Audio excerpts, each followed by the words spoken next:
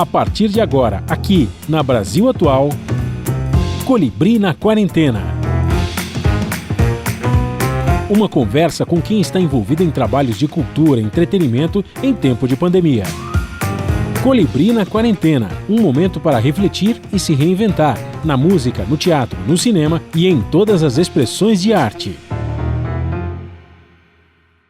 Olá pessoal, no programa de hoje vamos para o estúdio Monte Verde, lá no coração da Serra da Cantareira, aqui em São Paulo, para bater um papo com o compositor e multi-instrumentista André Memari.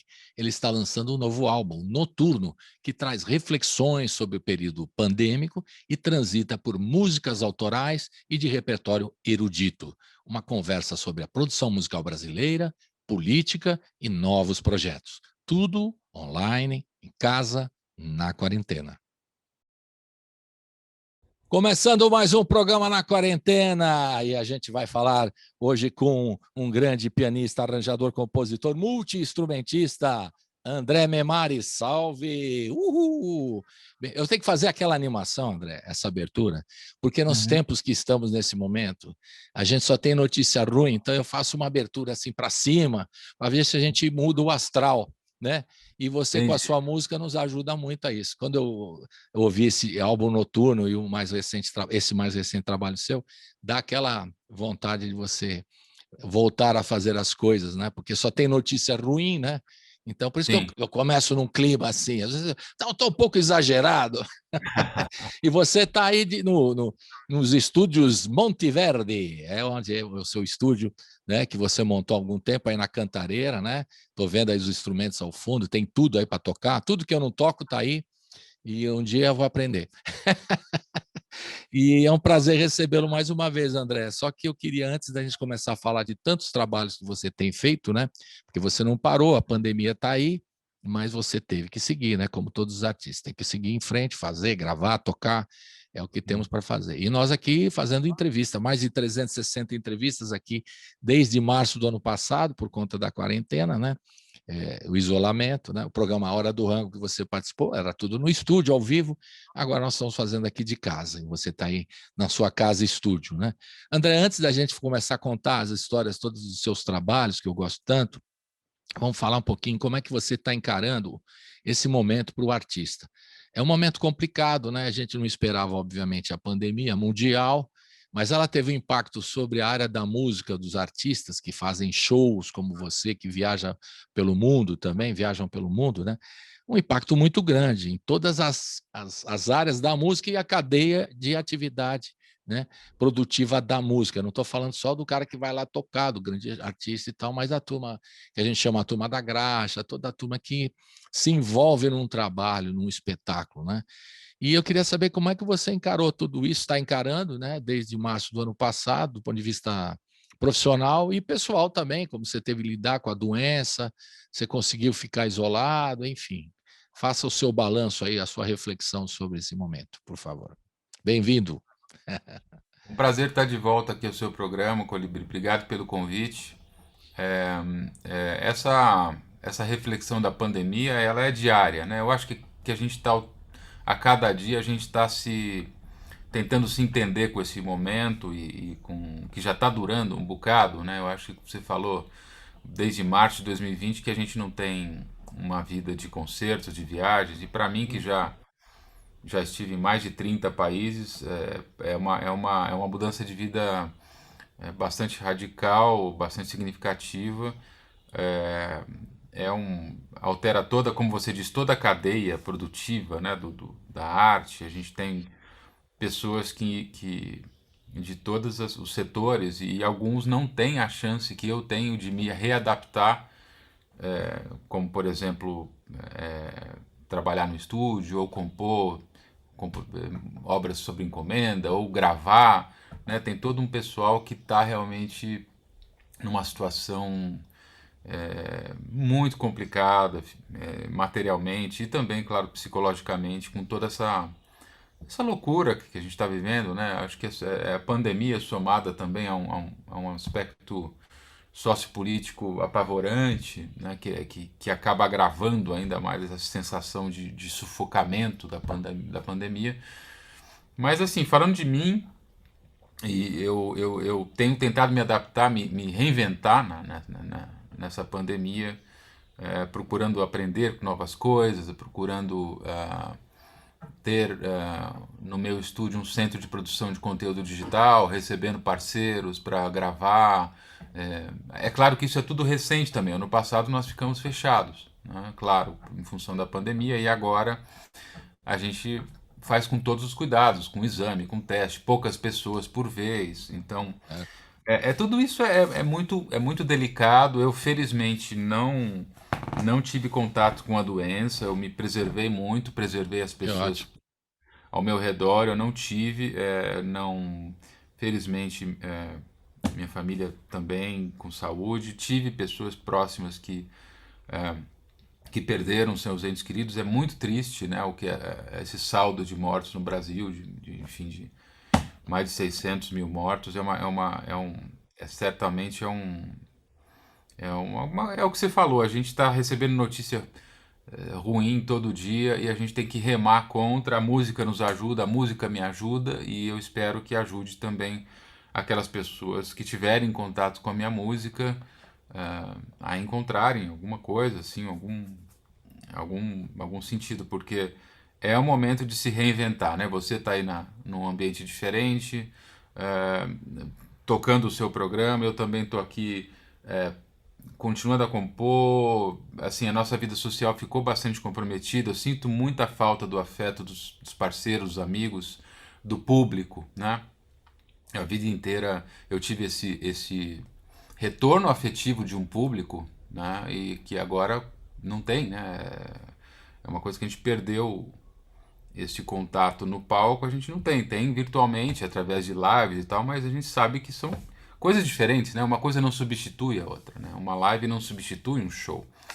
Então, é isso, tentando me adaptar aos novos formatos, tentando manter a saúde mental, a saúde do corpo também, para que quando a gente puder retomar as coisas, a gente tenha energia e disposição para isso. Mas é um momento muito pesado, muito É difícil. verdade. Tem dias tem dias mais difíceis, tem dias que a gente está mais animado. Você deve sentir o mesmo, né? O nosso Mesma humor coisa. acaba oscilando Nós fizemos bastante. aqui nas 360 entrevistas dessa semana aqui, né? No Data Colibri aqui, que é o seguinte: tem a turma que fica deprimida, a turma que fica hiperativa, a turma que fica perdida, e tudo ao mesmo tempo no mesmo dia. É, Que é o meu é, caso, por exemplo. Então, é, não é fácil. Quer dizer, você, quando você esteve no estúdio aqui com a gente, você fala: eu gosto de ficar no estúdio para trabalhar e tal, mexer com todos os instrumentos, os timbres, trabalhar. Você contou, né? Falei: o André gosta, mas uma coisa é ele ficar de vez em quando lá, quando ele quer trabalhar, compondo e tal, no estúdio. Outra coisa é ele ficar obrigado é, no isolamento e não poder fazer show. É bem diferente, né? Uma coisa é você é ser muito obrigado a diferente. ficar, não é? É a mesma coisa a gente aqui, queria fazer programa no estúdio com você lá e tudo mais agora. Outra coisa é ficar aqui, né? Obrigatoriamente. Mas não podemos esquecer que também somos privilegiados, né, André? Que a gente pode se isolar dentro desse país aqui. Nós somos privilegiados de poder É, se é, isolar, poder trabalhar, né? Coisa que muita gente não pôde, né? Nesse tempo todo, teve que trabalhar. sim, Enfim, é verdade. É um momento, né, que fica claro também. A pandemia, acho que nos trouxe, escancarou a desigualdade do país também, né, André? Fazendo uma reflexão sobre encarou isso. várias coisas, né? Também Várias tive coisas. pessoas manifestando o seu pior e o seu melhor nessa pandemia. Verdade. Todo mundo deve ter tido uma experiência também a nível pessoal de ver isso acontecer, né? Isso de se desvendar, assim. Uhum. E um dos momentos mais assim dramáticos, né, que a gente lembra, e você foi parceiro tremendo, né, quando a gente soube da morte do Aldir Blanc, né, e Hum? você imediatamente mandou uma gravação que você tinha acabado de fazer, de tocar, né? Naquele dia mesmo você tocou, né? Aquele dia, né? Naquele dia você tocou uma canção, cantou e mandou para a gente e deu seu depoimento sobre o Aldir Blanc. Foi um impacto muito grande. E eu fiquei muito preocupado quando começou a lei que levava o nome dele, e leva o nome dele, né? Falei: será que isso aí vai ajudar mesmo os artistas e tal? Fiquei nessa preocupação. Mas ao que consta, apesar da burocracia e tudo mais, mas com o apoio dos deputados e tal, essa verba foi liberada, eu sei que é pouco, né? Mas ajudou um pouco os artistas. Você tem conhecimento de nessa lei ter ajudado? Eu não sei se você foi É, eu beneficiado, como mesmo, é que foi? Diga. eu mesmo não me inscrevi nessa lei porque justamente eu não quis, assim, de alguma maneira eu continuei a ter possibilidade de me sustentar materialmente. Eu sei que muita gente não, então eu não me inscrevi nessa lei, mas e também nesse ano não me inscrevi, mas eu acredito que tem muita gente que foi auxiliada e que foi Uhum. um. Sim, no estúdio eu acabei produzindo vários projetos de pessoas que tiveram este auxílio, este prêmio, né? Então, diretamente não, mas indiretamente eu Entendi. atuei como engenheiro de som, como editor de vídeo, coisas que eu tenho feito também durante a pandemia, né? O palco realmente não aconteceu, aconteceu uma ou duas vezes sem público, né? Mas o estúdio continua sendo um núcleo de produção e eu recebi algumas pessoas que tiveram a oportunidade de trabalhar em função da Lei Aldir Blanc. Isso, e beneficiou essa turma também, foi importante. Agora, não sabemos que agora a coisa segue, né? A pandemia segue. Eu não sei se tem alguma previsão. Você tem sempre contato com o exterior, André? Como é que está lá? Porque a gente está esperando o que acontecer no hemisfério norte, Estados Unidos e Europa, né, especificamente, porque eles estão passando o verão já, né? E tiveram muitas experiências de shows com protocolos e tal. Você tem alguma informação? Porque em cima do que eles estão, que aconteceu com eles, a gente se baliza. Não sei se a gente vai poder adaptar, né? A mesma coisa, mas você tem informações? Shows são feitos ao ar livre? Como é que tipo de apresentação está rolando? E o que você acha que Eu vai acontecer aqui no conversei. Brasil? Pois é, eu não sei. O que vai acontecer no Brasil, eu não sei. Na verdade, eu estou bastante apreensivo com a nossa realidade brasileira, pensando inclusive em me estabelecer na Europa por uma época, porque realmente o clima está horrível aqui e desgoverno e absurdos. Eu realmente não, eu estou muito fora d'água, assim, estou me sentindo muito deslocado. E agora lá fora a coisa também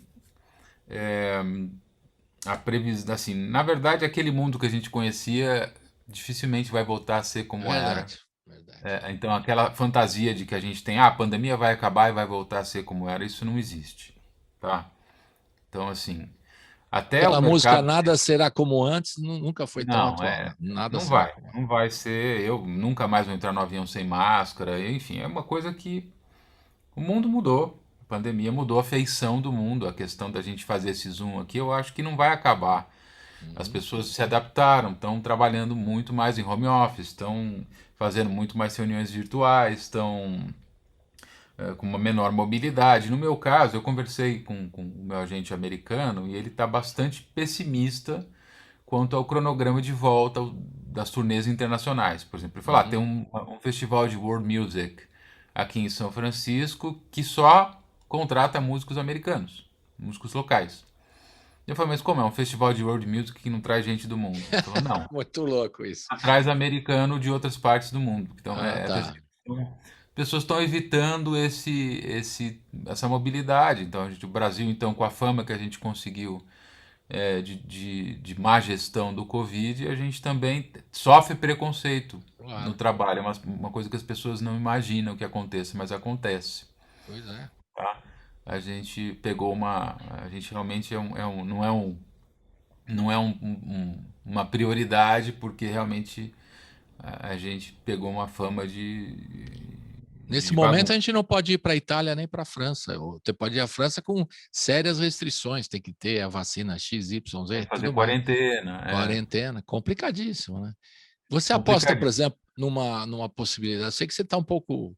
Eu já não gostei muito da notícia. Se você for embora, eu vou ficar muito triste aqui Uhum. para trabalhar, mas de repente, né, a sobrevivência a gente não pode ficar, né, pedindo. Tem gente que está apostando num formato híbrido. Você acha que isso é possível, assim? pensando agora, como seria? Quer dizer, você faz um show com pouca gente, mas transmite pela internet. Isso vai funcionar? Não vai É, funcionar? Como é eu que você acho, pensa? eu acho que isso vai. Por exemplo, eu fico imaginando aquela coisa, aquele ritual gostoso que a gente sempre teve de abraçar as É, pessoas depois de um show, autografar disco. Eu acho que isso vai mudar, né? As pessoas, por exemplo, sei lá, vão ter uma sala VIP digital, né? Com o artista depois. Talvez a gente tenha essas mudanças. Eu também acho que os espaços menores de shows, por exemplo, podem florescer, né? E aí até uma música de melhor qualidade pode acontecer também em espaços menores, uhum, como a Casa de Francisca, por exemplo. Espaços que têm esse pensamento de qualidade e que não são casas de mega sim, shows e sim, tal. Que também nunca foi a minha praia, né? Nunca foi a minha onda, assim, mas eu imagino que o digital possa complementar, inclusive, a renda desses espaços, é né? especificamente isso que eu penso também. Agora, na pandemia eu tive algumas experiências, né? Inclusive E, na Casa de Francisca, de fazer show transmitido com equipe de cinema, com tudo. E para nós foi um aprendizado para ver o que funciona, o que não funciona. Eu também fiz lives beneficentes para gente que está muito mais precisando que a gente, né? Fiz lá verdade, pro Tuca, fiz para o Retiro dos Artistas, fiz vários trabalhos para o Instituto Bacarelli, enfim. A gente sabe que tem gente passando por um inferno nessa pandemia. verdade, Quer dizer, se a gente verdade. acha que está um inferno de ficar isolado, não ter vida social, não ter, enfim, e não ter convívio social, tem gente que está realmente Exato. passando necessidades muito básicas, né? Nós somos privilegiados até nesse aspecto, né? Falando a verdade. É, Sim. E é isso, Colibri. Eu acho que é uma paisagem, uma feição assim de mundo que vai mudar. E eu me vejo viajando muito menos daqui para frente, mesmo porque uhum, eu não vou querer fazer qualquer tipo de viagem, eu vou querer viajar com segurança e em trabalhos que realmente eu queira fazer, né? Então eu vou ser mais seletivo com as viagens e, e, e é isso. E agora é o que você falou, a gente está diante de um cenário bastante desconhecido. E eu sou muito rigoroso, eu estou muito rigoroso na pandemia. Eu sei que tem um monte de gente, não, vamos fazer, vamos tocar, vamos aglomerar e tal, mas eu estou super seletivo e super cuidadoso por mim e respeito pelo outro também, né? Porque eu acho que exato. na pandemia as pessoas falam de si, eu vou tomar a vacina, não sei o que, eu não vou. Outros falam que não, enfim, pensando em si próprios, mas esquecem que a gente está vivendo numa sociedade Pois é. e que a gente tem que pensar no bem-estar do outro também. E eu acho que é isso que o brasileiro às vezes tem dificuldade, né? De entender justamente o seu papel em uma sociedade, né? Perfeitamente. Bom, você não parou de produzir, né? Estou vendo aqui tudo que você mandou, que você tem feito o ano passado, esse ano e tal. Parar de produção, você não parou, né? Que você é um cara que produz bastante, não para de compor, de tocar nunca. Que é o seu, é a sua praia e uma coisa que você se sente bem, e que nos ajuda também a passar esses momentos, a sua música, né? Agora, você, nessa coisa do né? Ressignificar, repensar e tal, você pensa em radicalizar alguma coisa, mudar totalmente o processo, mudar de país, que você falou que é uma possibilidade, não sei se eu entendi direito, mas você pensa em radicalizar, porque é duro fazer qualquer análise nesse momento, né? Mas a gente reflete, né? A respeito, né? Por exemplo, eu tenho que mudar toda a estrutura, né? Na própria rádio, você lembra que aquilo lá era meio também muita gente, né? Era pequeno estúdio e tal, e tem que repensar também, até como fazer, eu não sei ainda, né? É. E você pensa em radicalizar alguma coisa assim, mudar, ou é apenas uma conjectura nesse momento?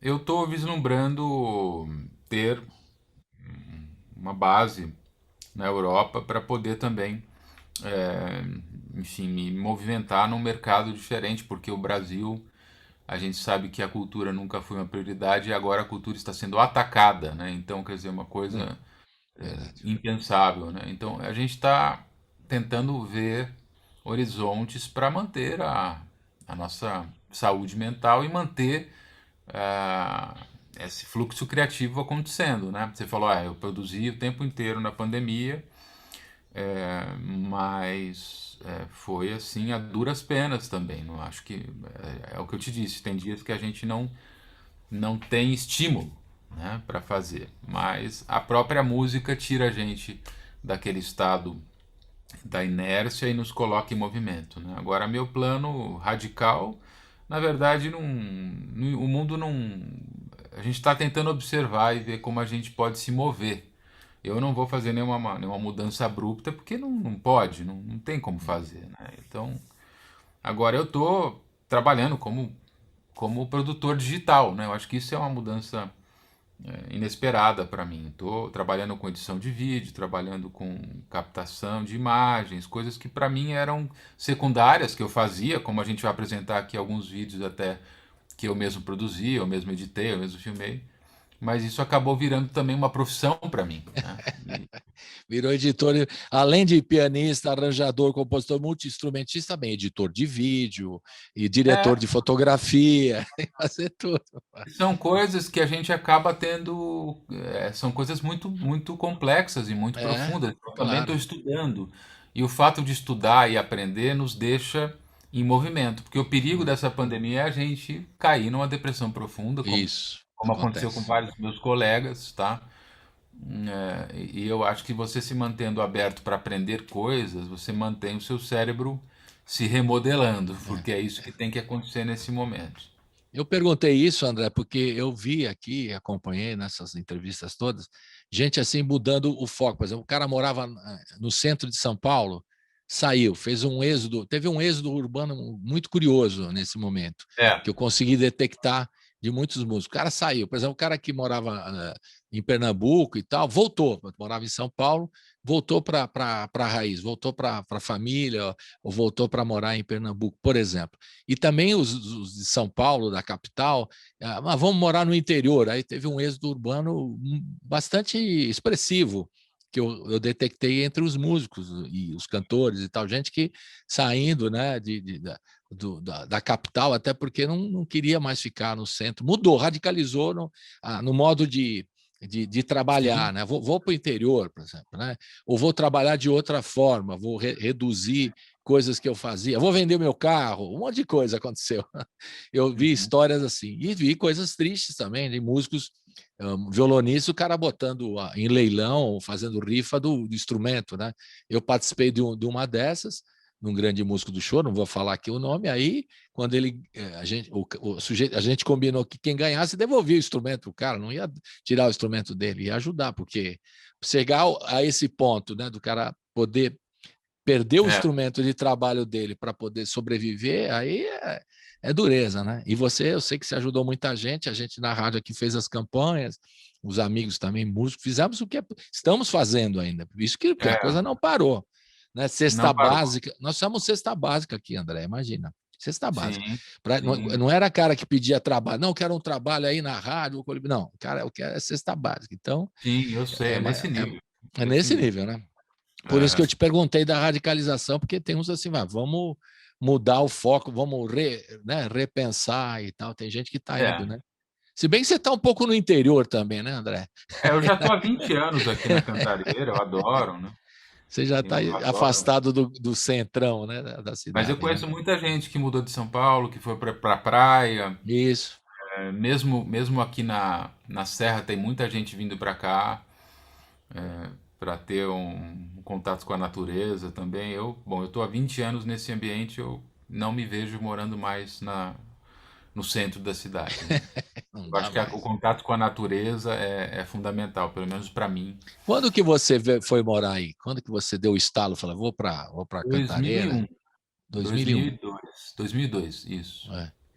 Mas teve alguma motivação assim? Você falou, não estou aguentando mais o rojão no centro de São Paulo e tal? Eu sempre gostei de música e natureza, assim, sempre foram minhas duas paixões, né? Então você faz as contas, né?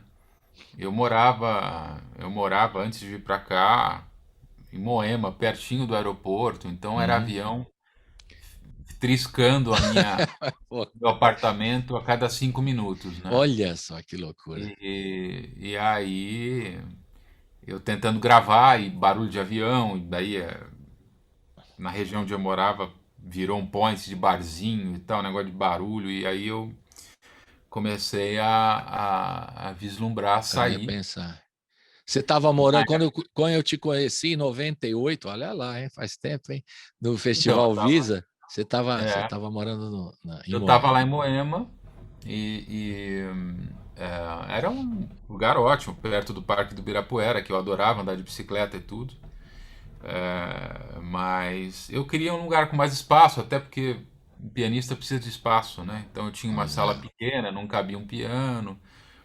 E na época eu namorava uma menina e o pai dela tinha uma casa aqui na Serra. Uhum, E num belo final de semana de churrasco a gente subiu e eu me apaixonei pela natureza, da Mata Atlântica e tudo que eu sempre adorei. uhum. E aí comecei a sonhar vir para cá, né? Mas desde então cá estou, 2002. E trabalhando bastante. Vamos começar a passear um pouquinho. O André estava, antes de começar o programa, eu estava levantando, eu não sei mais quantos discos você fez, eu tenho um montão de discos seu, mas entre produções, você já conseguiu catalogar? E quantos são? Quantos discos você Eu produziu? Entre tenho, parcerias e solos e todos os projetos, é, aquele Beatles que eu adoro que você fez, e aqueles sim, trabalhos todos. Quantos são, são total? 45, 45.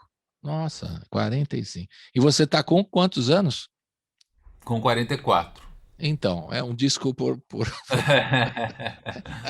É, é, é. Quando você fizer 70, se eu tiver vivo, eu te entrevistar, falei, então, 70 discos. Aí você não, fala isso. eu quero acelerar o processo agora. 4 Vamos por comer ano. 4 por. Olha, esse é. Não, e o teu parceiro, o Hamilton de Holanda, teve no estúdio. Ele falou, Uhum. Colibri, estou fazendo uma música por dia. Eu falei, você é maluco? Ele falou, uma música por dia. Eu falei, você tá louco. E hoje, qual que é a música? Ah, não sei, vou fazer aqui.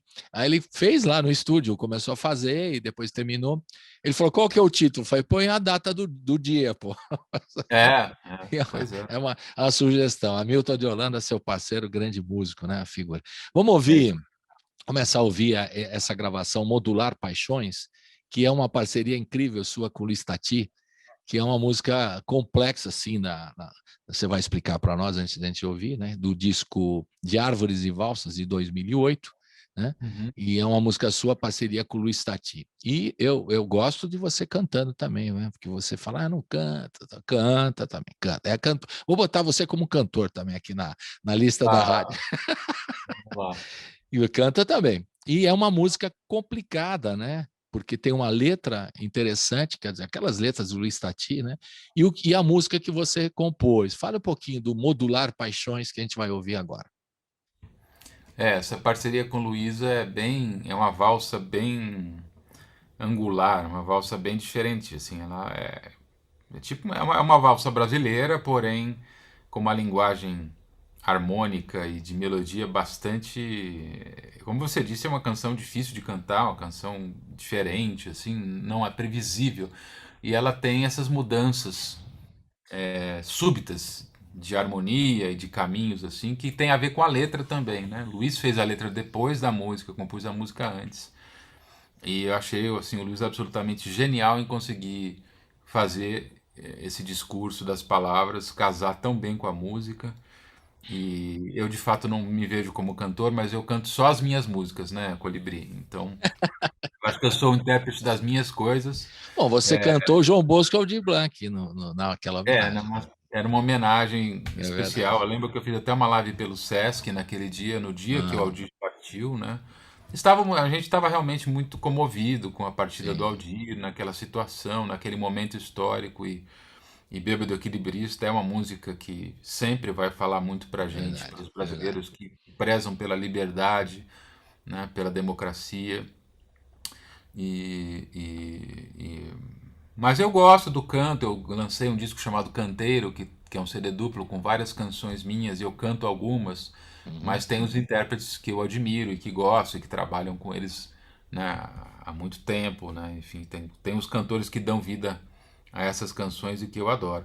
Mas o modular é uma valsa que eu tenho um apreço muito grande por ela, uma parceria das que eu mais gosto, assim, e Luiz, de fato, arrasou nessa letra. Vamos ouvir, então. Modular Paixões, a música do André Memari e do Luiz Tati, com o André Memari cantando e tocando piano maravilhosamente. Roda! Uau, uau.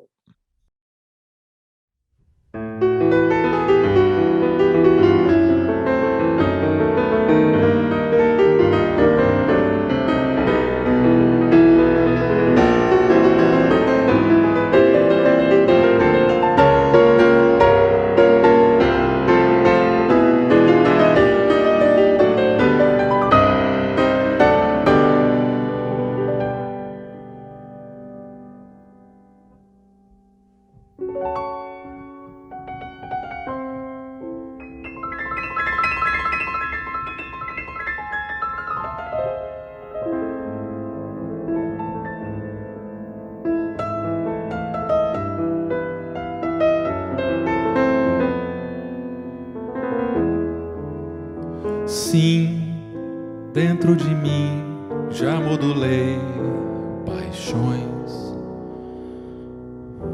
A paixão é assim, tem muitos graus, varia.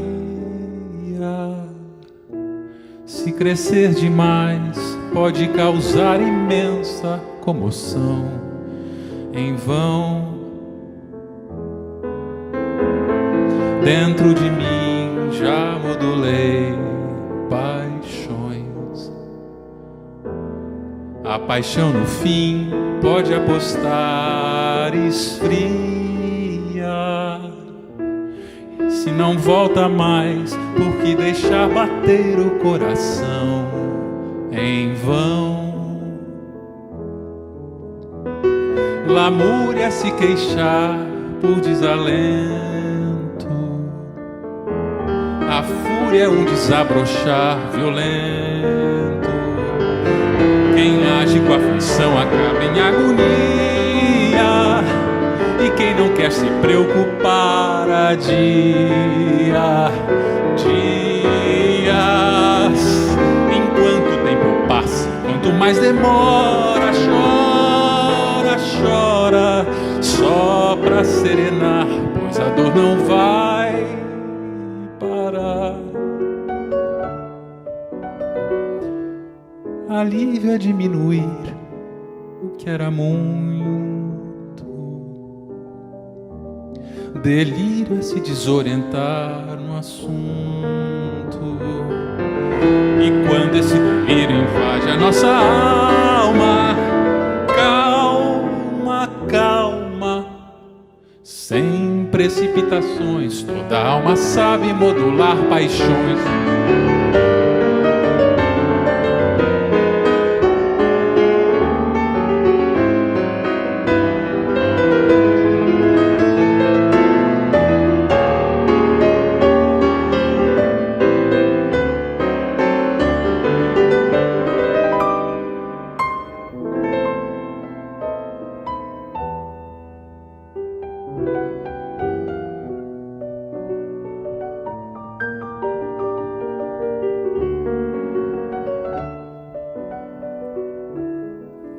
Alívio é diminuir o que era muito. Delírio é se desorientar no assunto. E quando esse delírio invade a nossa alma, calma, calma, sem precipitações, toda alma sabe modular paixões.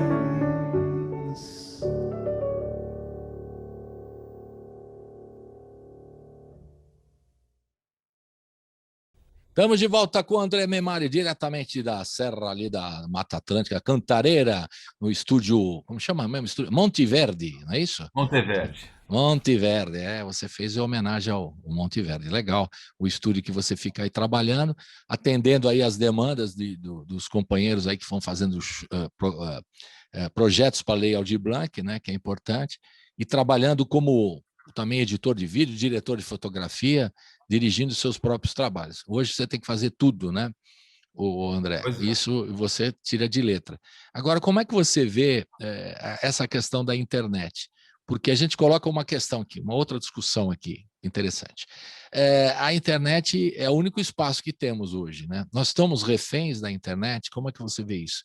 As redes sociais, você tem que, por exemplo, eu estava vendo lá no Spotify, tem quase, se não me engano, quase tudo da tua obra está lá no Spotify. E hoje o artista não tem muitas outras opções, né? Fica muito eu digo, na dependência, talvez a palavra correta, não que seja refém, mas tem uma dependência muito grande das redes sociais. Como é que você enxerga esse momento? Porque aí, né, as pessoas isoladas vão fazer live, vão fazer rede social, vão trabalhar isso. E tem um pessoal que é meio obsessivo, que tem que postar todo dia coisas novas, enfim, gravar e tal. Como é que você vê esse momento e essa dependência, se é que você acha que existe isso? Essa revolução digital é irreversível, né, Colibri? Eu Uhum. acho que o streaming, por exemplo, eu sou muito crítico de alguns aspectos do streaming, principalmente na remuneração para artistas como nós, né, que não somos popstars, né, enfim. A questão também de não ter encarte, ou muitas vezes a própria qualidade do áudio que deixa a desejar. Mas não dá para não existir no streaming, por exemplo, né? Uhum. Claro. Uma pessoa que está lá no Japão, que está lá na Rússia, que está lá no Canadá, vai ouvir minha música pelo streaming ou pelo YouTube, né? As redes sociais também é o que você falou, cada artista adota um perfil. É engraçado que antes da pandemia eu queria sair da rede social, vender o carro, né? Eu E a sabia pandemia disso. veio e fez tudo ao contrário. Eu tive que ficar muito mais na rede social para existir como artista, né, com o meu público, Uhum. fazendo live, postando conteúdo. E não pude vender o carro, porque na pandemia a gente tem que ir no mercado, tem que se mover, não dá para ficar pegando transporte coletivo, enfim, Uber e tal. Então, é isso, a vida a gente tem um controle limitado, né, do Pois é. que das coisas todas. E eu acho que a internet, essa revolução digital, isso aí não tem retorno. Não tem como você realmente abrir mão do seu celular. A gente fica muito refém, sim, a gente passa muito tempo com esse Verdade. aparelhinho na mão durante o dia. Na pandemia, eu entro em altas crises de passar tanto tempo em tela, né? Você também deve estar Pois é. sentindo isso. Eu faço 4, 5 reuniões por dia de tela e quando eu vejo eu estou bronzeado pela tela, né? E aí Baseado pela tela é bom. é uma coisa que é inevitável. Ou a gente tem essa vida social por intermédio do digital ou não tem. Só que o ser humano é um ser social. A gente precisa ter contato, né? Então, especificamente como artista e músico, eu produzi vários conteúdos no estúdio, inclusive não sei se você chegou a ver, com a Mônica Salmazo, eu fiz um Sim, dedicado claro. ao Nascimento, que vai sair como Lindo. disco no final do ano e tal, que foi uma forma da gente existir como artistas sem o palco, né? E eu tive que aprender a muita coisa ali de edição de vídeo, de fotografia, de iluminação, tudo, né? A É. parte do áudio eu já dominava, eu sempre fui engenheiro de som, sempre gostei de gravar e tal. Mas, de fato, para entregar um produto de alto nível na imagem também eu tive que ralar bastante, estudar e é isso que não tem retorno. Quer dizer, eu vou sempre ter esse canal, o que é bom, porque é nebuloso. O que vai ser o palco no futuro é nebuloso e a gente, de qualquer maneira, não volta assim. Não Pois vai é. cair a cortina da pandemia e voltar a ser como era. Não existe isso. Não, isso não. Agora, eu falo muito dessa dependência por conta da remuneração mesmo, André. Falando sinceramente, vocês ganham 0,00 qualquer coisa É, e não é uma remuneração justa. Porque não, as redes hoje, nesse momento, a gente fala da pandemia, da desgraceira toda, óbvio, a gente analisa isso diariamente, mas eles estão ganhando muito dinheiro em cima. Então, sim, eu sim, acho que sim. não tem a remuneração. Não sei se eu estou sendo exagerado aqui, porque aquela coisa do jornalista que pinta a Não, coisa é mais verdade, é pesada, não verdade. tem a remuneração justa, eu Não, acho. tem muita gente ficando trilhardário. O Spotify é um caso desses, né? Que cresce, não diria que às custas, mas com a mão de obra de milhões de artistas, né? Uhum. A própria plataforma que a gente está usando aqui, o Zoom, Pois eu faço crítica dentro da plataforma. sei lá, mercado digital, existem pessoas e instituições que estão multiplicando os seus patrimônios, quer dizer, existem pessoas que estão se beneficiando da pandemia, se você pode Exato. assim até dizer. E claro, o artista fica ali no final da cadeia e ninguém muito liga, né? É engraçado que a gente espera que o próprio público vai entender essa necessidade de apoiar o seu artista. Então, no caso desses especiais que eu fiz lá com a Mônica, por exemplo, que foram 2, eu produzi inclusive um que eu não toquei, né? Fiz com o Nelson Aires, o Teco e a Mônica, eu fui só o. Só o não, né? Porque é muito trabalho, foi mais de 30 horas de trabalho. Filmei, gravei, mixei, editei, né? Quer dizer, eu sou o quarto elemento ali. E as pessoas pagam um ingresso pela Simpla, né? A Simpla também Sim. ganha a sua parte. É um ingresso virtual e as pessoas apoiam os seus artistas. Mas é limitado. Realmente nem todos entendem isso, né? Quando a gente fala o streaming não é justo, comprem o álbum no site e tal. Algumas pessoas entendem a mensagem, outras não. Falam, Não. não, mas por quê?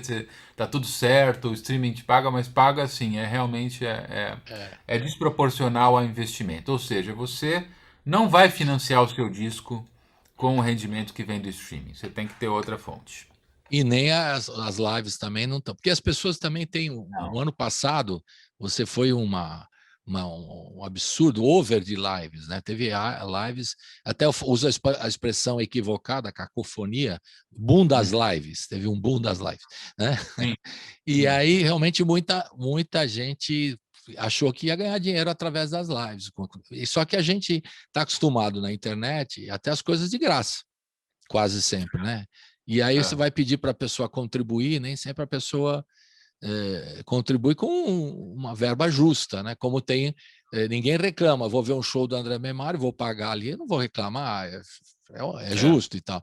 Agora, pela internet, não, mas por que eu vou ter que pagar isso, se eu posso ver de graça depois e tal?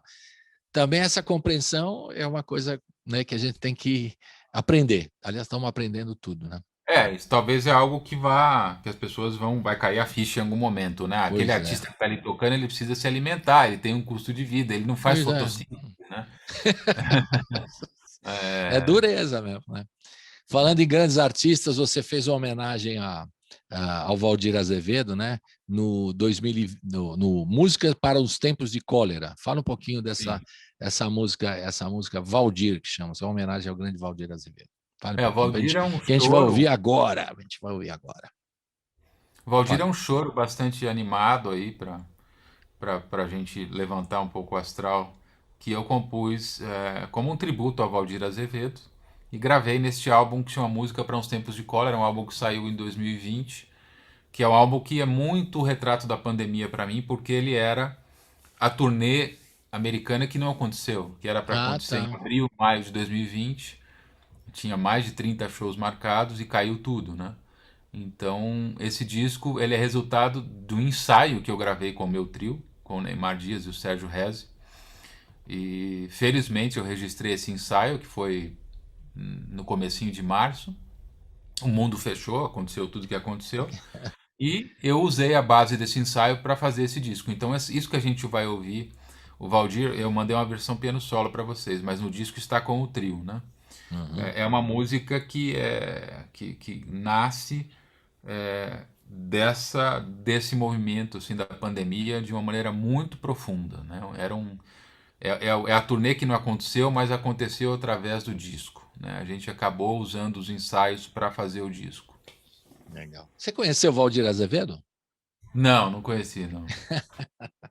Eu tive o privilégio de conhecer, é uma figura encantadora. Para você ter uma ideia, eu vou te dar só uma historinha rápida para você, que você vai gostar. O Valdir, ele estava lá no Café Paris, que é um lugar que a gente frequentava, tinha um choro e tal, às segundas-feiras, e ele tinha acabado estava lá aqui em São Paulo para fazer um show e tal, né? E aí ele foi lá, tomar um café lá, a gente um encontro à noite, e tinha um pessoal do choro tocando, né? Eu nem me lembro quem era o grupo, mas estavam tocando lá, que era um lugar onde tinha uma livraria lá, que tocava e tal, em cima, né, do Café Paris. E aí, no final, a gente estava conversando com ele e tal. Você sabe o que ele fez? Ele viu o cara tocando um cavaquinho lá, uma música, e ele subiu no palco para tocar com a molecada, que era tudo rapaziada nova, e subiu lá para tocar, assim. Quando a molecada estava lá, Valdir Azevedo entrou para tocar, brincando, né? Ele não estava nem com o cavaquinho, emprestaram o cavaquinho para ele para tocar. Ele tinha o prazer de conviver, né? de ver a rapaziada nova tocando choro, né?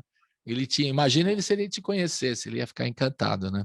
Ia querer tocar com você Eu também. acho que a música dele tem um aspecto tem um carisma muito grande, obviamente a gente pensa no Brasileirinho, mas tantas outras composições Tantas. são tão geniais e simples e ao mesmo tempo inventivas, né? Eu acho que o É, Valdir Azevedo tem essa capacidade de atingir as pessoas com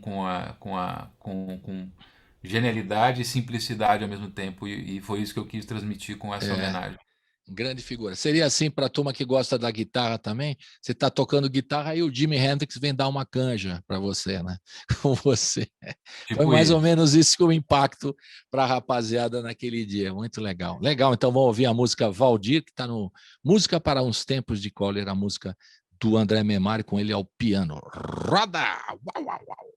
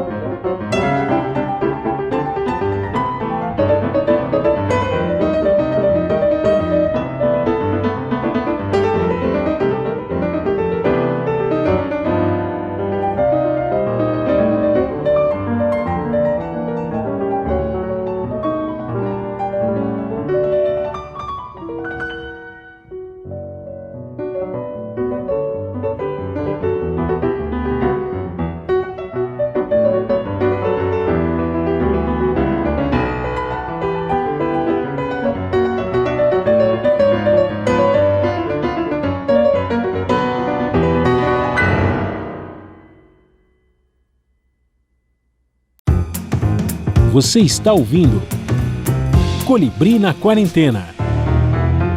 De volta com o André Memari, diretamente da Cantareira, no estúdio Monteverde. E o André está lançando também esse ano aqui, né? Também está lançando o Noturno, um álbum mais recente, o álbum do André Memari, que são 16 faixas, é isso? 16 faixas? 16 faixas São do 16 disco faixas que você que estão passeia no por... streaming. Então, no streaming, você passeia pela música erudita, a música popular, as suas composições. É uma temática diferente que você colocou aí, não é? Mas É um daqui a disco pouco a gente muito diferente. vai tocar duas músicas aí do disco. Noturno, chama-se Noturno, com 2 T's. Não é isso? Noturno com É 2 isso T's. aí. Como se Sim. fosse italiano. É É, vero. exatamente, é velho. Mas, André, e essa coisa de compor o tempo todo, você fala da música erudita, né, da música que foi uma formação importante para você. Você faz trilhas também, né? Tem aí o tema que não entrou no filme, que a gente vai ouvir também. Você gosta de produzir trilhas para cinema? Isso é um mercado que existe também para você? Ou não Sim. é uma coisa... Existe? É consolidado? Esse mercado existe no Brasil? Eu Olha, vejo caras que moram fora, músicos brasileiros, que moram fora e fazem trilhas para cinema. Eu falei, o cara vive disso, né? Bom, enfim. Por isso que eu estou perguntando. eu sempre fiz trilhas, né? Inclusive, um dos meus primeiros trabalhos quando eu mudei para São Paulo foi trabalhar num estúdio de publicidade, Uhum. onde conheci o Luca Raeli, meu amigo, um grande compositor do Sujeito a Guincho. E eu tenho essa ligação com a música para a imagem já há um tempo. Eu fiz a trilha da série da Netflix, o 3%. E eu gosto muito. Eu fiz um longa-metragem ano passado, estou agora fazendo uma animação grande também. Então é um negócio que para mim sempre foi, inclusive um dos motivos de eu ter feito o meu estúdio. É Foi, mesmo? foi para criar trilhas sonoras e poder registrar, inclusive, uma pequena orquestra, né? Agora, como tudo no Brasil, a gente está impressionante, né? Como o cinema brasileiro poderia ser uma potência, Também. e não é, né? A gente, honestamente, o cinema brasileiro não corresponde ao que o país é, né? Artisticamente. Então, eu não sei explicar exatamente por quê, mas eu vejo o cinema argentino, por exemplo, é muito mais pujante, é muito mais vivo, né? É. E não é por falta de talento. Eu acho que a gente está sendo atacado mesmo, né? Eu acho que as pessoas estão com dificuldade de viabilizar produções. Mas a minha ideia é compor muito para cinema, sim senhor. Adoro a arte, estou sempre me inteirando. Agora também vejo que no campo da trilha sonora a gente está caindo muito em formatos batidos. Eu ligo a Netflix às vezes, começo a assistir um filme e a trilha sonora começa, eu já desligo o filme, porque eu já vejo que estão tentando me enganar. Como assim? Explica, não entendi direito. Explica. Que a gente das trilha muitas vezes, na maioria das vezes, são clichês, são Entendi. formatos em que você já espera que vai acontecer aquele pianinho em lá menor, aquela coisa. E para mim é um problema, porque a música para mim, música e cinema tem que ser realmente um negócio poderoso e com personalidade, né? Mas a gente está vendo Verdade. uma padronização da música, Pasteurização das trilhas. pasteurização, inclusive por meio de bancos de trilhas, né? Isso que eu estou falando pode parecer absurdo, mas não é. As pessoas não contratam mais um compositor. Às vezes compram um banco de trilha branca, que chama, Sim. bota lá e as pessoas compram, né? Então é um problema. Para mim é um problema isso também. Imagina. Não, e fora, você deve estar sabendo essa informação, tem do fundo setorial do audiovisual aqui do Brasil, Sim, tem uma verba represada de 4 bilhões que tem que ser pois eu tô colocada no sabendo. mercado e está parada. As atividades de cinema, o pessoal está se virando. E aí está parado. Quer dizer, tem uma verba aí que é uma verba que tem que ser destinada. O Guedes está querendo pegar esse dinheiro para botar em outra coisa ali de interesse deles. Então, Quer não dizer, vamos dinheiro da nem. cultura, nossa, é um papo muito Ai, longo. ai, meu coração, que Ai, tristeza. meu coração. Os caras que Que fazem. tristeza. Você vê o filme inteiro, você vê a peça inteira, depois você compõe, você assiste tudo antes. Depende do caso, Colibri, depende. Uhum. Às vezes a gente faz a música antes, às vezes faz a música depois, às vezes faz um bate e volta, né? A pessoa manda uma coisa, eu mando a trilha, ela edita e volta. Tem vários processos, não existe um único jeito de fazer, não. Tá. É porque eu lembro aqui os trilheiros que eu amo, Nino Rota, por exemplo, ele mandava, o Fellini falava, o filme é sobre isso, ele mandava e não acompanhava, ele mandava o que ele achava. Pois E o, é, Nino e o, Rota, e o Ennio primeiro é Morricone, sacanagem. e o Ennio Morricone era o contrário, ele queria ver o É, filme ponto a ponto, só sim, depois que ele fazia a trilha com o grande Sérgio Leone, que era parceiro dele de escola, né? sim, Eles eram amigos sim, de escola. Né? Eu tive a oportunidade de ver uma exposição do Sérgio Leone e tem um espaço especial para o Ennio Morricone, né? E a claro. relação dos dois é uma coisa incrível, né?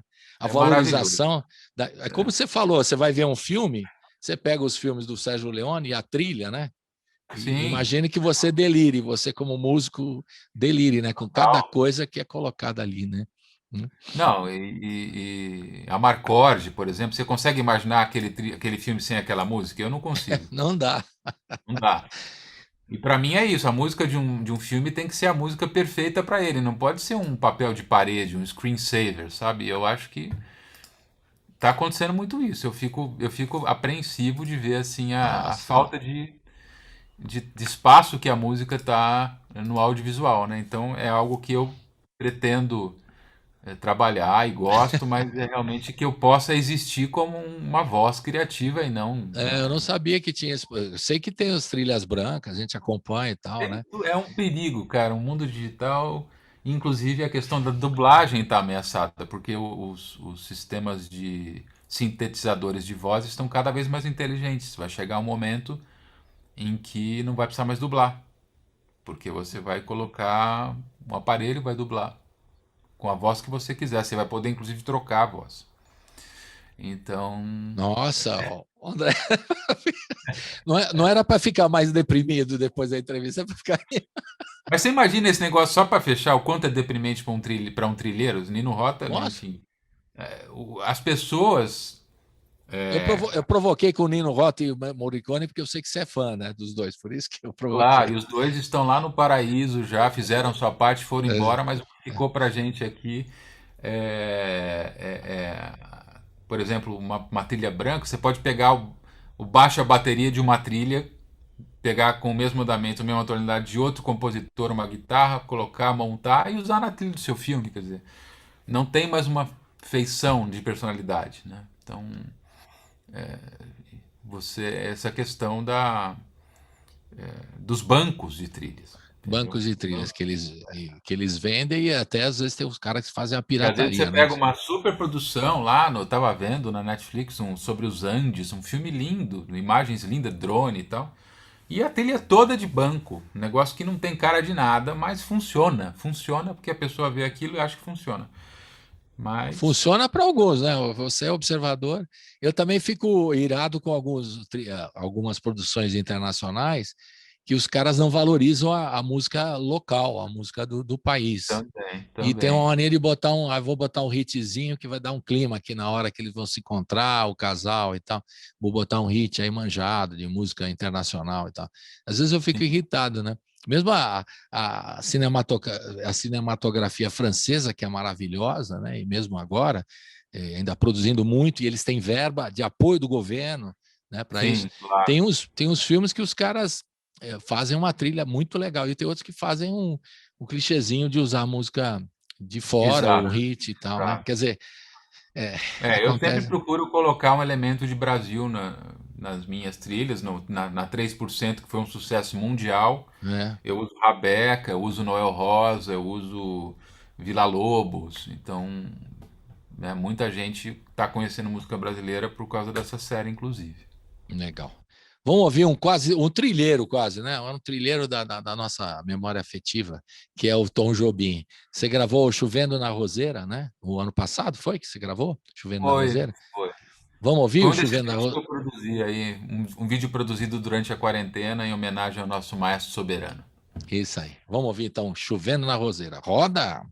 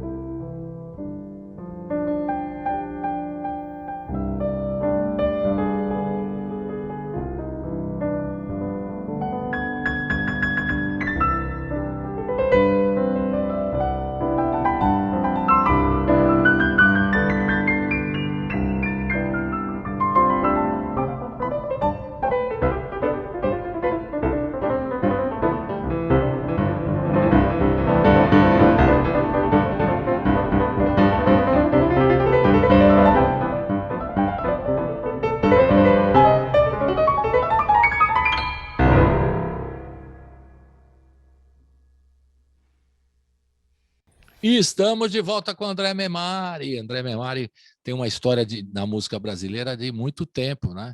A tua carreira começou ali naquele prêmio Visa que eu estava lá por acaso, ou não? Em A minha 98? carreira, para mim, Foi começa antes. tocando em baile com 11 anos de idade. Antes? Não, estou falando profissionalmente. Aí você já ganhava dinheiro? Profissionalmente. É mesmo? Que legal, né, André? Profissionalmente. Ou E com que, 12 anos de idade. e que a família falou? Ninguém reclamou nada? Deram força e tal? Não, eles tinham que me levar, né? Eu tinha 12 anos. Tinha que levar a criança Eu lá. tocava na casa de jazz lá de Ribeirão Preto com 15 anos, minha mãe tinha que ir comigo, né? É, É, que loucura. comecei bastante cedo, mas o Prêmio Visa ele foi um lugar que me apresentou para um público, né? Isso é fato. E eu não sabia que eu tinha. Eu era um menino muito tímido, ficava no estúdio lá compondo trilha sonora, como eu falei. E eu tinha o quê? 19 anos, né? Uhum. E aí inclusive eu nem estava sabendo desse prêmio. Uma pessoa lá do estúdio falou: Ó, tem um prêmio que eu vou inscrever você, você vai fazer. Porque eu nunca me inscrevi em prêmio, em concurso, não tenho muito Perfil, essa, esse perfil. esse perfil. E aí deu no que deu, né? Eu tive a minha a primeira vez que eu me apresentei num palco para bastante gente, né? Foi ali. Cultura E artística. cultura artística lotado, né? Aquela coisa toda. E foi muito importante, né? Foi um momento na minha carreira, dos momentos chaves, certamente. Você estava morando em São Paulo ou já estava morando em São Paulo nessa época? Eu vim para São Paulo em 95, por causa que eu 95. entrei na USP, né? Entrei Ah, na USP. Vim do interior paulista e o prêmio foi em 98, então eu já isso. tinha, já tinha quase 3 anos em São Paulo. Uhum. Eu me lembro porque eu era da assessoria lá de fazer reportagem para o Prêmio Visa, né? Sim, sim. E eu entrevistei o Nelson Aires. O que ele falou de você, é pena que Hum. eu não tenho essa gravação, mas na hora lá eu anotei, tá no site lá, né, dos arquivos, Aham, falando de aham. você, um elogio tremendo, assim, né? Falando do teu talento. E era legal também, naquele festival tinha o Hamilton de Holanda também, né? Hamilton de Tinha, Holanda não, aquele participou, ano tinha músicos né? incríveis naquele ano. Foi o primeiro Prêmio Visa, né? Foi, Então, assim, a quantidade de gente, eu conheci o Fabinho Torres, Fabinho Torres, que isso. também tava, o Célio Barros mesmo, com quem a gente, né, que eu ganhei junto com ele o prêmio, na Ganhou. verdade. Deram um empate lá, um empate técnico. Não, a gente tocou junto, né, É na final. verdade, verdade, verdade. E o Célio nunca foi muito a praia dele, a música brasileira e tal, mudou pra Noruega, toda essa coisa. Mas o nível é incrível, o nível desse prêmio estava incrível, estava O maravilhoso. Hamilton deu show naquele dia também, tocou a barbaridade, né? Todos Sim, talentosos, muitos, né? E aí você conheceu ele naquela época também, ou foi conhecer com ele conheci depois? naquela época e a gente fez um duo, o nosso duo foi em 2004, Isso, que a gente pois é, gravou Continua a Amizade. Demorou um tempo, mas a gente trabalhou junto e fizemos 2 discos muito importantes, né? legal. Legal que foi uma geração muito de talentosa e tal. E o Sim, júri tinham músicos como o Nelson Ares e outros, né? O Paulinho é, Nogueira Paulinho Nogueira também era do jurado. Muitos caras, Roberto Sion, Roberto Sion e tal, os caras faziam altos elogios e elogiando, né, aquela safra daquele momento aparecendo como você entre esses destaques, né, que você acabou ganhando o prêmio com o Célio. Você acha que ainda é importante para a revelação de músicos um festival, não naqueles moldes ou de outra forma, ou isso já é, era, não dá para fazer mais, hoje em dia sei. esquece? Olha, eu acho que seria ótimo que existisse, né? Quanto mais espaço para a cultura e fomentar talento, melhor. Só que você vê, é um concurso que existiu numa era pré-internet, né? Exato. Então ele tem um formato. Lembro que quando eu tocava nas eliminatórias lá, tinha matéria de capa no Caderno 2 do Estadão. É um negócio muito legal, para de visibilidade, sabe? O Mauro Dias, saudoso Mauro Dias, escrevia altos textos coisa que não existe muito mais hoje, né? Na crítica musical a gente não vê, né, esse espaço. Agora, eu acho que poderia existir, sim, com o viés digital e seria muito interessante que houvesse uma edição nova que pudesse incorporar essa vida digital, né, das pessoas. Agora, sem dúvida, os festivais no Brasil, se a gente pensa nos festivais da Record, né, algo que é definitivo na música brasileira, algo que tem uma Claro. importância. O Prêmio Visa mesmo, no ano seguinte ao meu, a Mônica Salmazo ganhou, Mônica né? Salmazo ganhou, de fato. Então, assim, o Yamandu, teve vários talentos foram apresentados a um público. Não é E que eles foram revelados, né? Para ser preciso, já Não, existiam, mas eles ganharam uma visibilidade, talvez a palavra correta. exatamente, era o meu É? caso também. Eu estava tocando aquela música para mim, no meu quarto. Hum. Eu nunca achei que ia ter quem quisesse ouvir, na verdade. Para mim, a revelação do prêmio foi descobrir que aquela loucurinha que eu fazia para mim tinha quem quisesse ouvir, entendeu? Que legal. Vamos ouvir agora o Noel Rosa, que você fez uma suíte, né? Em Sim, homenagem ao Noel Rosa. Fala um pouquinho desse é trabalho que homenagem a ao gente vai Noel ouvir Rosa e agora. ao Chama Vadir e ao Vadico Oswaldo Gogliano, que era paulistano. Paulistano, que é o Isso. compositor das melodias, né, desses clássicos aí. Isso. Eu gravei um disco em 2019 e lancei em janeiro de 2020 chamado Noel Estrela da Manhã, que também está no streaming, né, para quem quiser ouvir, que é todo dedicado à música do Noel Rosa e seus parceiros, né? E essa suíte que nós vamos tocar são as parcerias clássicas e famosíssimas com o Oswaldo Gogliano, que era um italianíssimo aqui, paulistano, né? Paulistaníssimo, parceiro do Noel. Então, um projeto todo dedicado a essa produção desse incrível gênio moderno brasileiro que é Noel Rosa e também do Vadico, que é esse melodista incrível. Né? Exato. E você deu o título de suíte, como que é? Suíte? Suíte Vadico. Suíte Vadico. Roda a suíte Vadico.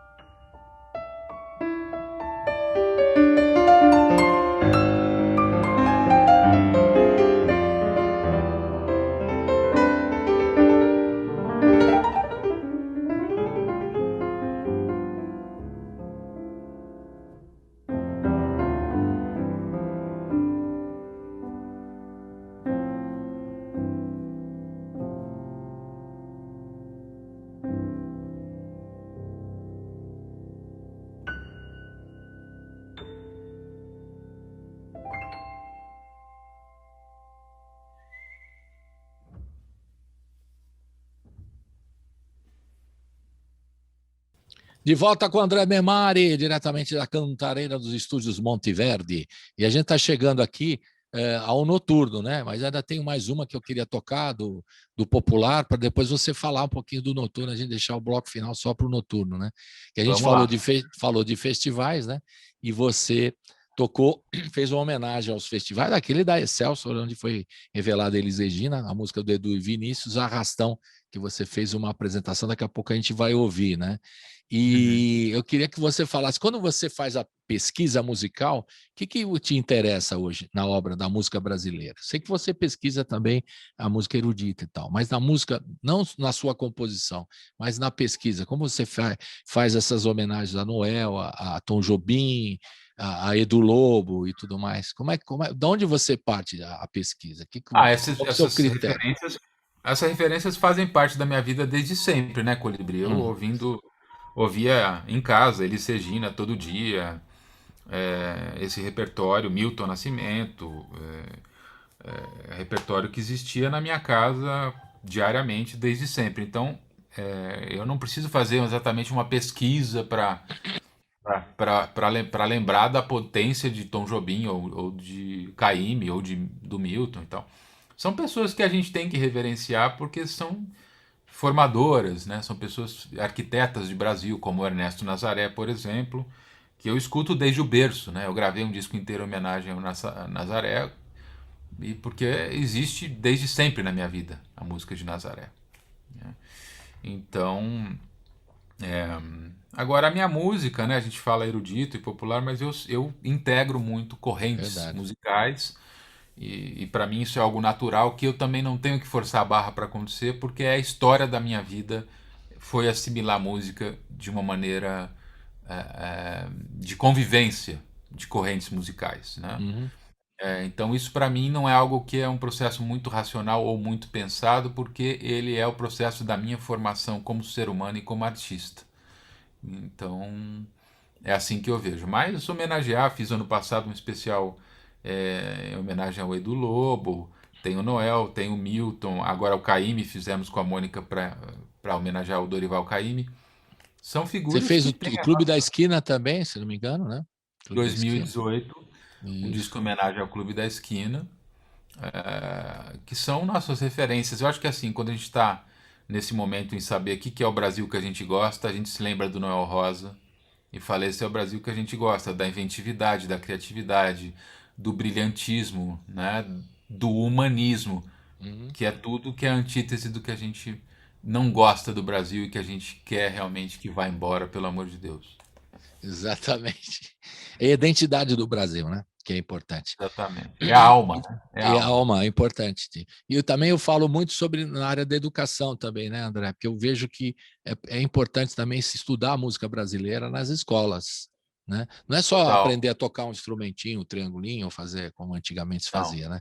Estudar um pouquinho mesmo a história da música para valorizar os nossos artistas, né? Para poder até formar ouvintes, porque a gente forma eu acho que o estudante tem que formar ouvintes, cara, para entender melhor, saborear, né? Desfrutar dos talentos, não é, da música brasileira. Às vezes que esse estudo da música não é regular no currículo das escolas, né? Bom, as escolas já estão sofrendo também, assim como a música.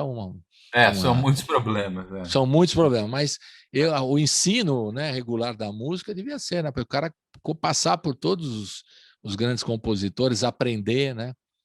E eu sempre louvo aqui quando tem alguma iniciativa de caráter didático para as crianças, contando a história da música brasileira em quadrinhos, com músicas e tal. Eu sempre aqui destaco aqui na rádio e valorizo esse trabalho, que é importantíssimo, né? Para as crianças poderem entender, conhecer a obra dos grandes artistas brasileiros, né? Acho que é fundamental. Você dá aula de música falando disso?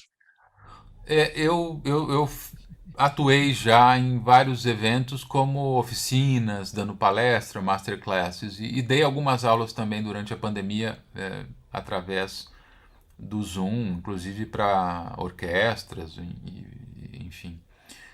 Mas eu não sou assim uma pessoa profundamente ligada com a parte didática da música. Não é muito a minha área, tá? Mas eu acredito que o ensino de música nas escolas seria maravilhoso e não só para formar músicos, muito pelo contrário, para formar ouvintes, né? Exato. Eu acho Que também. possam reconhecer também o valor da nossa produção, que é reconhecida mundialmente, né? Da nossa canção, do choro, por exemplo, que tem, né, reverenciado no mundo inteiro.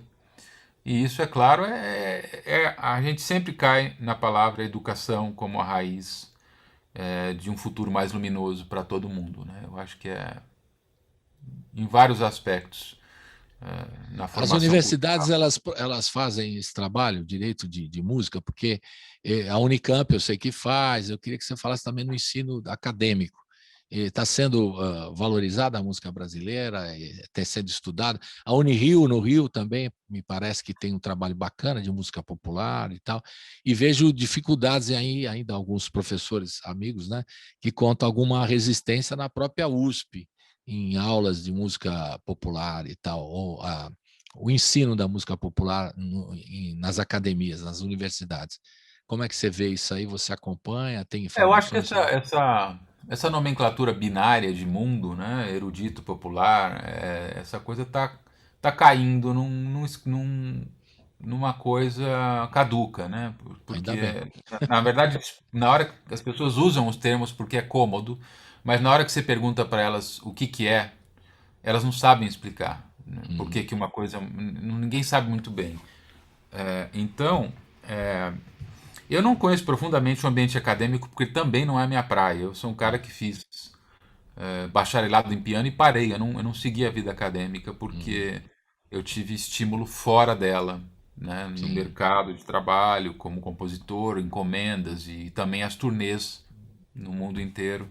Eu claro. não me vinculei à academia como outras pessoas fizeram. Então eu não confio, não conheço profundamente.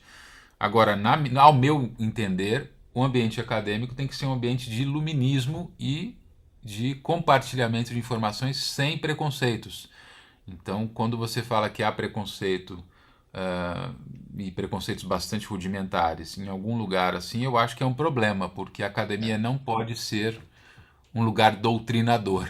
A academia tem que ser um lugar de abrir cabeças e deixar as pessoas mais atentas e com conhecimento mais profundo e amplo. Então, não vejo como a academia pode querer cercear verdadeiras fatias de conhecimento, por assim dizer, por um ou outro motivo que eu desconheço. Então, eu não, enfim, não conheço profundamente a realidade das universidades brasileiras e eu acho que não sou a pessoa para falar disso, mas, o meu entender, a academia tem que ser um lugar de compartilhamento de informação sem perfeito. preconceito. É o que deve ser, né? E muitos É o que músicos deve que. ser. Alguns músicos, por exemplo, eu estou falando da viola, que você conhece o Neymar Dias e tal, o Ivan Sim. Vilela, professor da USP, ele fica numa batalha lá para que a viola seja É, como uma matéria acadêmica e seja estudado de forma, né, sim, dentro da universidade, ganhe espaço, a briga para o espaço dentro da universidade. Então, eu acho sim. isso importantíssimo. Só estou dando um exemplo, como outros grandes músicos também estão abrindo espaços nas universidades para quebrar aquela coisa tradicional, formal do ensino da música, né? Enfim, é Eu isso acho aí. que isso é uma longa batalha. Isso, sem dúvida. E existem pessoas que estão na linha de frente para que a gente tenha um lugar de compartilhamento de música brasileira em que a qualidade seja o que norteia tudo e não um ou outro fator, né, social, por exemplo. Eu acho que é fundamental que a qualidade seja o que interessa. E aí, ponto, entendeu? O nome Isso que aí. você vai dar para as coisas é secundário. Eu acho que é por aí, sabe? O problema é que a gente enfrenta resistência na hora dos nomes, né? Então, O é um erudito, o popular, fica assim. o alto e baixo. Eu estou inclusive Nossa, compondo uma ópera sobre isso nesse momento, que pô, que legal saber. a partir de um texto de Machado de Assis, que foi um grande observador desse assunto ainda no século XIX. Você imagina que agora no XXI a gente está falando da mesma coisa. Que legal. Bacana, você deu um spoiler aí, eu já não sabia dessa novidade, hein? Sim, É um Tá belo vendo? spoiler. A gente fica te provocando, você acaba contando tudo. Vamos ouvir o Arrastão, que é outro. Se você Vamos. estivesse na universidade estudar música brasileira, tem que estudar Edu Lobo, Vinícius de Moraes, né? Claro, claro. E Edu Lobo é fundamental. Vamos ouvir então Arrastão Fundamental. com André Memari. Roda! Vamos voltar lá no tempo, então, na era dos grandes festivais, e lembrar deste encontro entre Elis e Edu, e nesta imensa canção de imensa alegria e de imensa energia chamada Arrastão.